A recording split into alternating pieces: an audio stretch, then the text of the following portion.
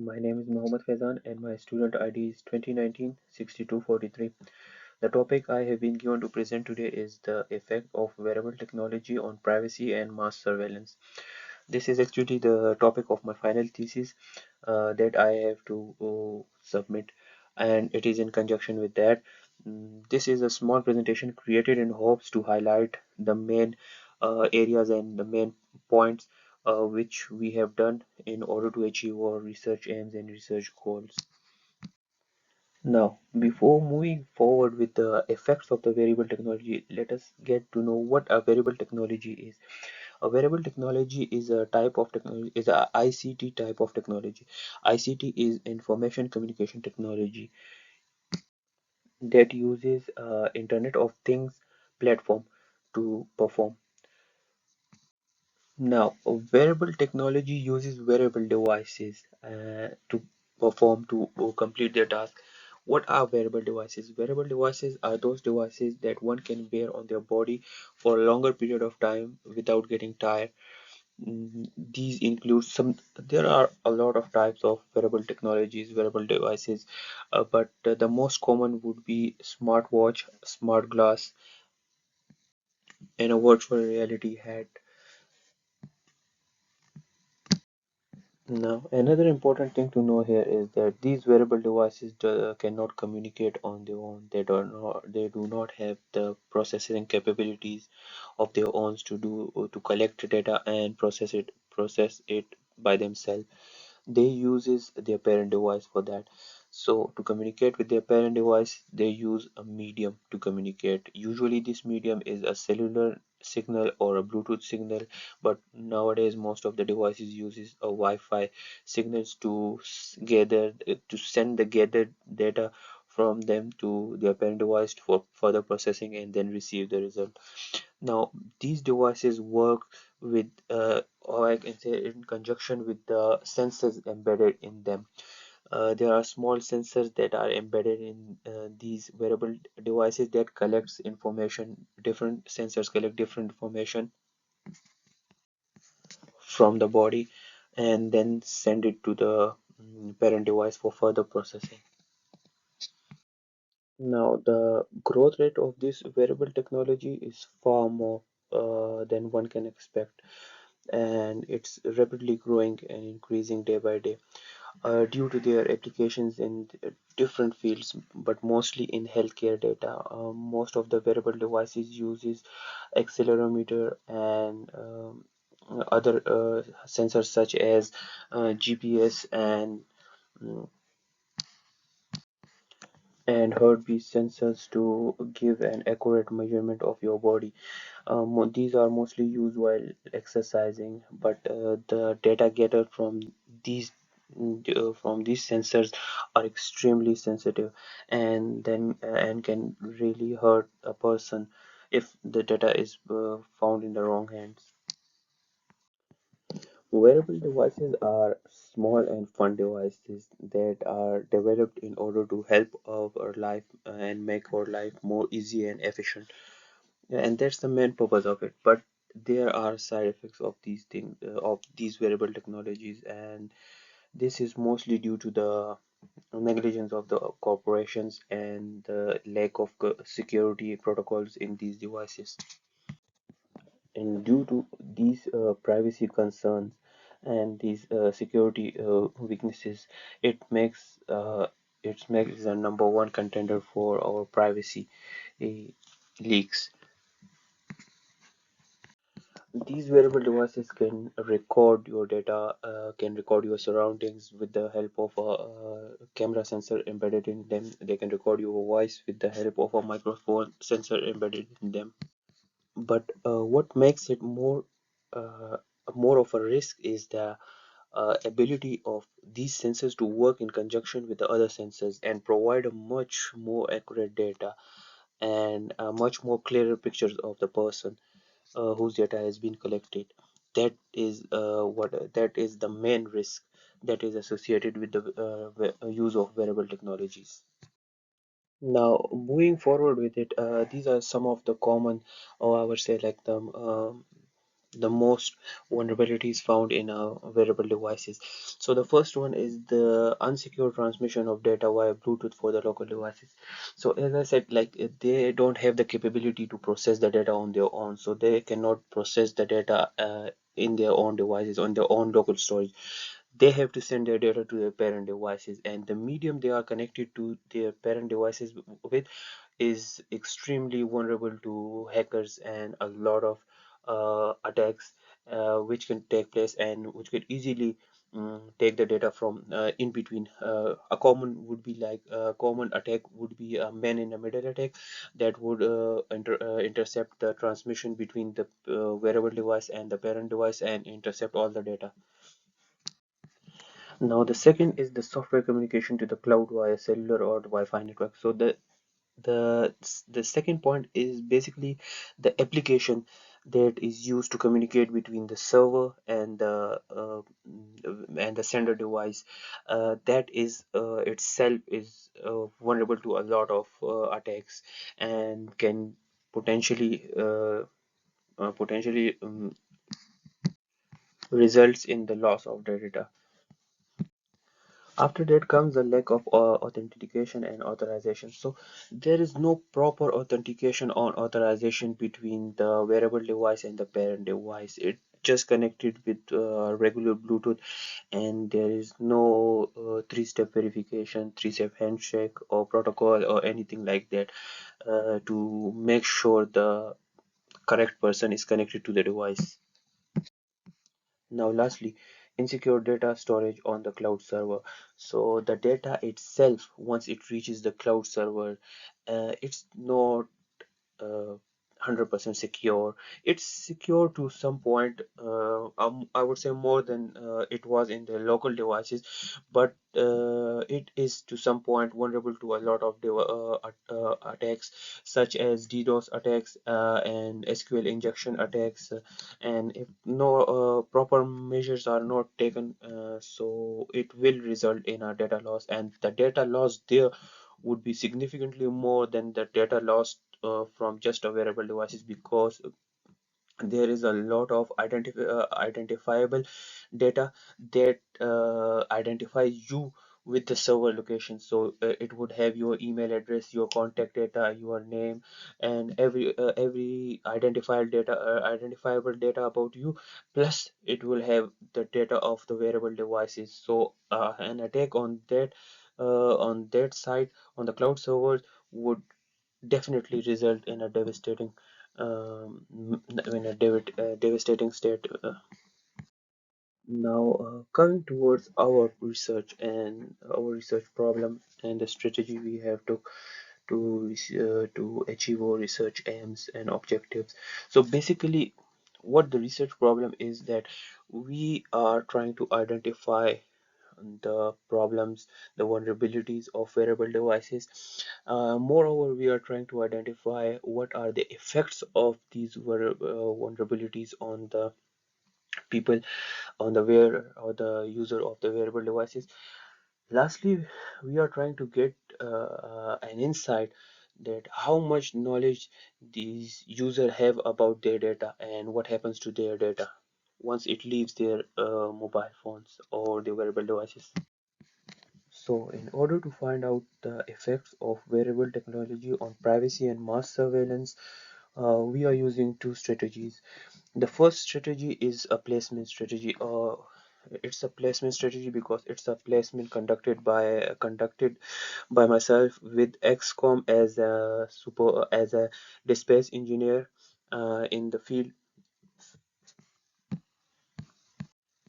The placement part was conducted on the field, so it was conducted on a site, on a substation, on a sub-server station, which gathers a regional data. You can say the regional data is gathered here, and then it's sent to the cloud servers for further storage and easily accessibility.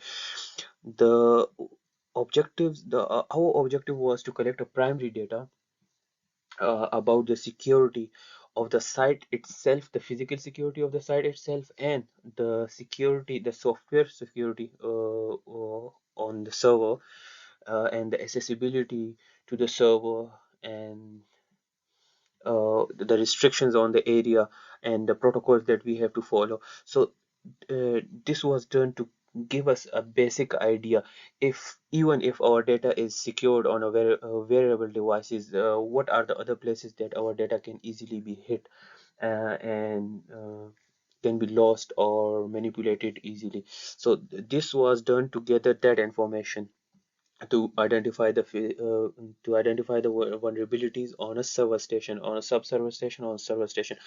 Unfortunately, we couldn't get to a full-fledged server station, or you can say a data house, a data center, but the most we could get is to a substation, and this is due to the recommendation and a lot of recommendations from the placement team itself. Now, the result from this placement, this research, this primary data was then converted into the second phase. And the second phase of our research is basically a survey-based research. So we took the vulnerability we gathered from the first research, and then made a questionnaire about that to fulfill or to in order to achieve our research aims and objectives. So so in order to achieve our research aims and objectives and to satisfy our research goals, so we basically took the vulnerabilities from the first research strategy, and then created a questionnaires and then distributed among 150 contenders. So basically, this is not just a 150 contender. The contenders are furthermore divided by their age and their gender, especially. So we have a teenager,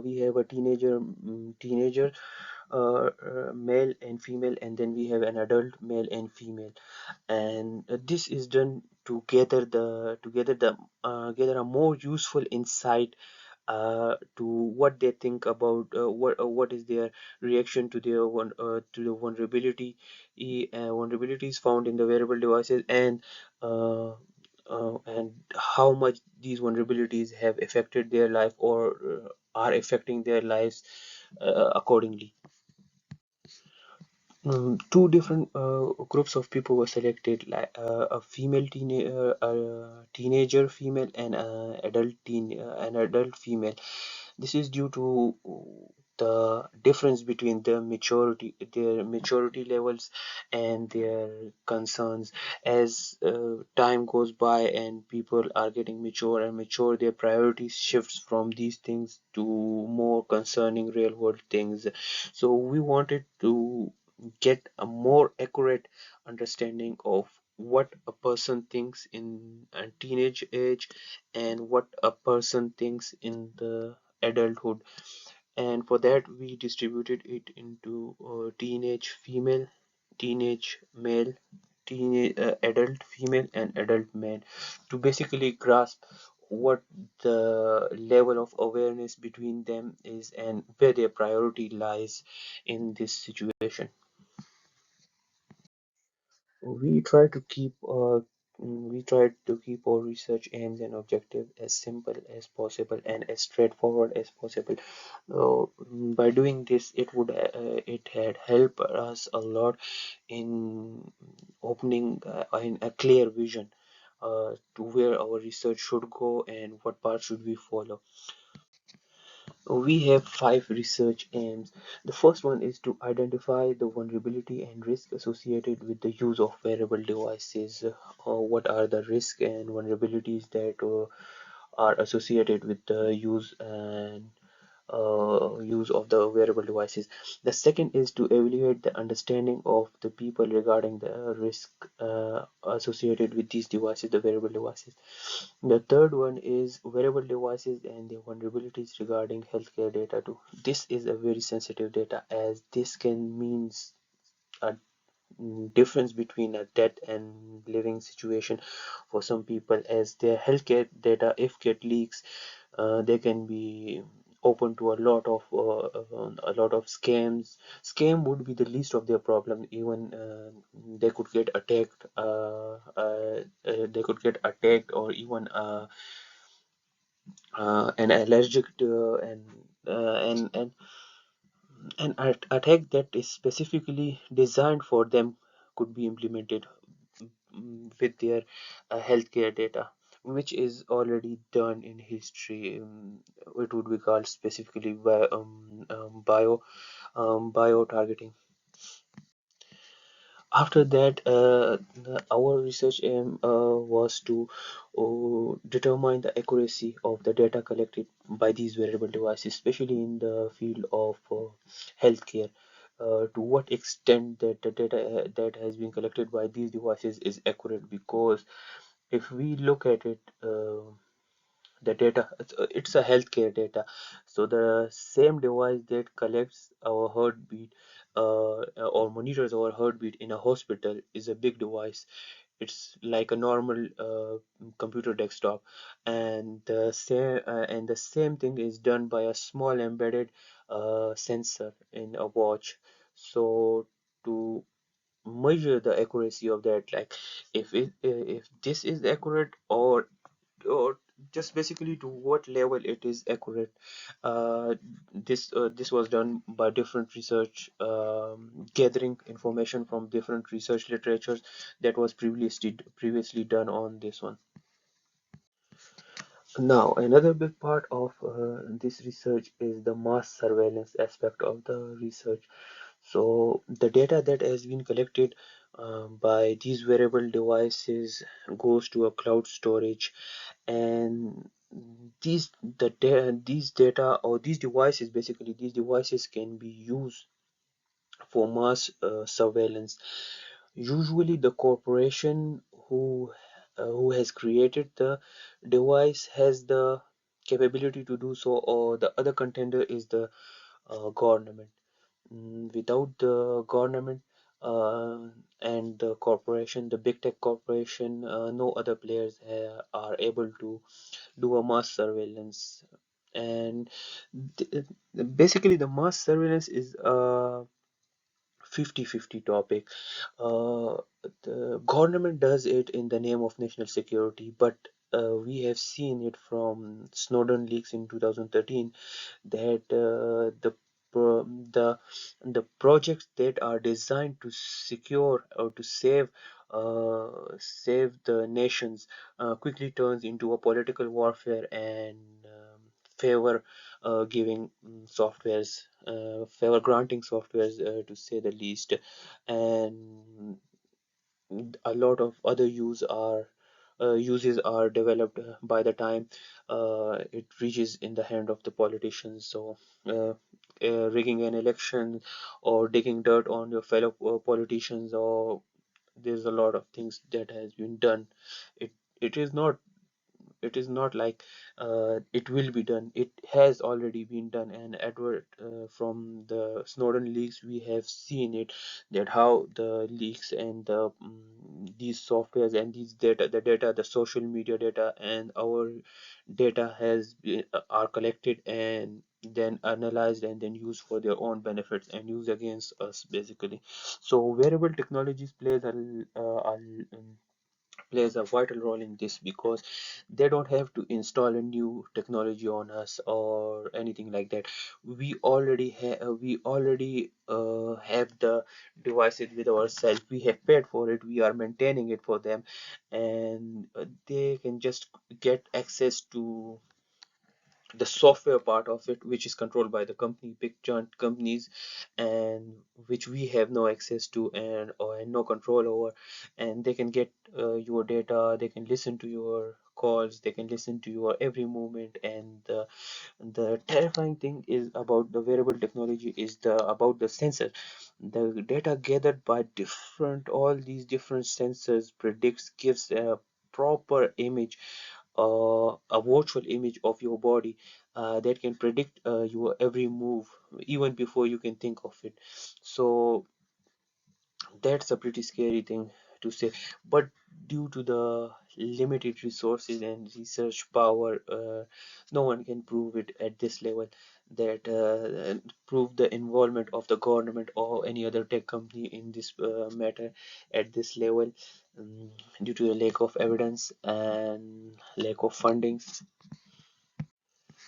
Moving towards our research objectives. So what are our research objectives? What we are trying to get? So the basic thing is like, oh, we are trying to get what is the risk, what are the risks associated with the use of the wearable devices. So we are trying to identify as many risks that are associated with the use of wearable technologies. The second and the most important thing to us is to identify the level of awareness the people have about these vulnerable technologies. So the reason we we are doing this and we have selected a teenager group is due to their immaturity and their level of understanding or not caring about things which can hurt them later down the road. So we want to get we want to get a clear view of the problem from their side and from a mature point of view, and to find a middle point. What's the middle point between them? Like, why are they not aware of these things, even because they are using the devices for so long, and or if they are aware, to what degree they are aware of, and what are they doing to counter these things. That's the main point. And now the other part is the vulnerabilities that we have identified in that we have identified from previous literatures and from the primary research we have conducted in the first research part. So we are trying to understand what are the concerns of the users of the wearable technologies regarding these specific wearable vulnerabilities of the wearable devices. There are a lot of them, but we have selected a few regarding due to the limitations on our research. So we try to keep it at a minimum, and we selected the most common and the one that could have a more devastating effect on the people. So we just trying to get uh, a more concerned point of view at this level of the vulnerabilities, and what uh, what a teenager thinks about these vulnerabilities, and on the other hand, what an adult thinks about these vulnerabilities. Lastly, uh, we are trying to to to get the point of view of the wearer of the wearable technologies, what they think of being a potential subject of mass surveillance. So, what are their views on being surveilled by the government or by the big tech companies? To get the insight, again, the answer should be divided by teenager and adults, and this the two different parties.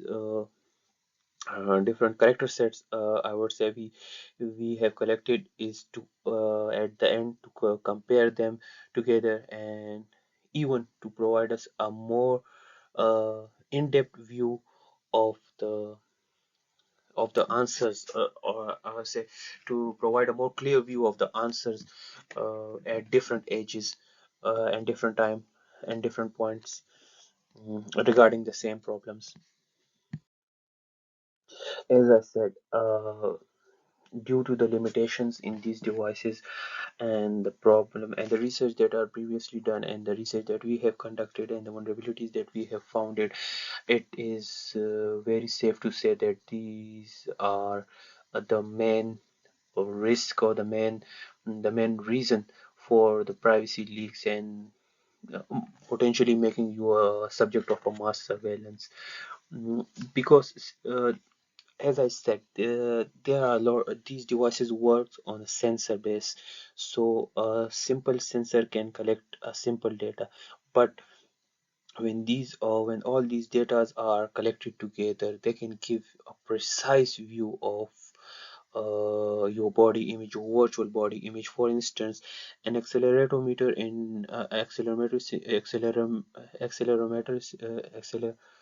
sorry accelerometer sensor can predict the speed, your motion. GPS can give your location, and A gyroscope can uh, give the degree of your body, means inclined position or in declined position. When you combine all this data, it gives a precise location and a condition of your body and surroundings. Are you climbing up, climbing down? Are you running, stationary, and location? So this is a big concern, and this is technically a mass surveillance for you. So yeah, wearable technology plays an important role mm, in, I would say, increasing the risk of the privacy leaks and the privacy concerns and the mass surveillance. Again, the accuracy of these sensor is on another level, and with the reduce in the prices and in the prices of these on these sensors development and the increased functionality, so it is uh, it is safe to say that the data from these sensors gathered is more accurate than one can imagine. Now, to the main point of mass surveillance. Yes, mass surveillance is real. There is no question about that. We have seen it time and time again. Many of the whistleblower has said it, and we can hear it a lot from the insiders who has been a part of these programs or were associated with it at some point of time in their life, like Snowden leaks.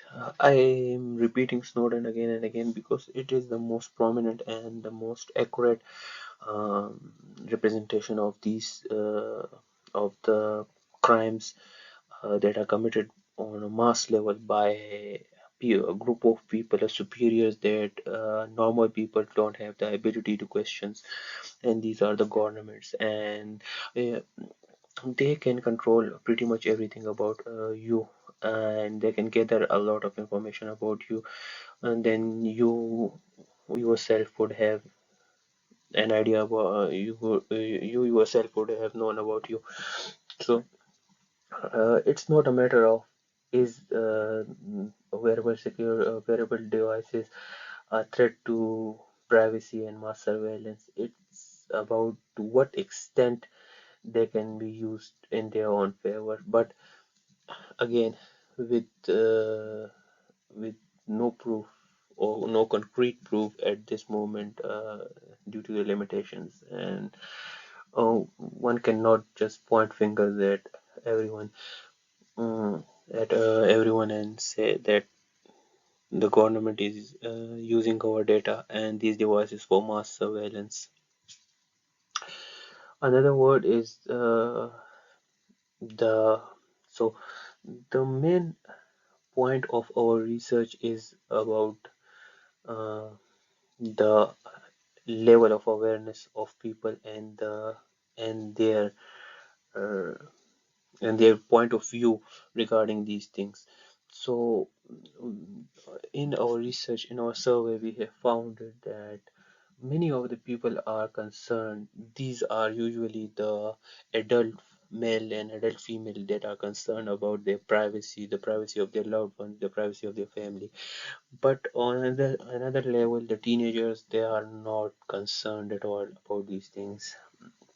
Their answer would be, we have nothing to hide, or we don't care about these things, or such. So this is the kind of behavior or information, and this is the kind of behavior and which leads to the government uh, increasing their surveillance projects and potentially making you their virtual slave, I would say. So these are the research findings from the first and the second surveys. The first survey, the placement data, we have identified three potential vulnerabilities on that particular data center, which was unsupervised access, physical security. The physical security, anyone with a with a badge of an engineer or dispatch engineer can get into a data server. And unsupervised access, you are left alone at the server room, so you have no supervision. You can inject the server with any SQL injection queries, take the data, or do whatever damage you want to do with that. Staff negligence is one of the most, I would say, low factor, but it is there.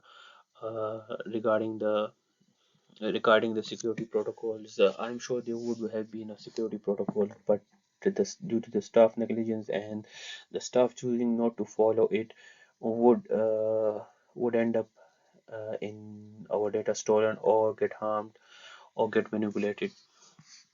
Similarly, the result from the survey. So this is a basic comparison between a male and female. These include both male and female from teenager and adult.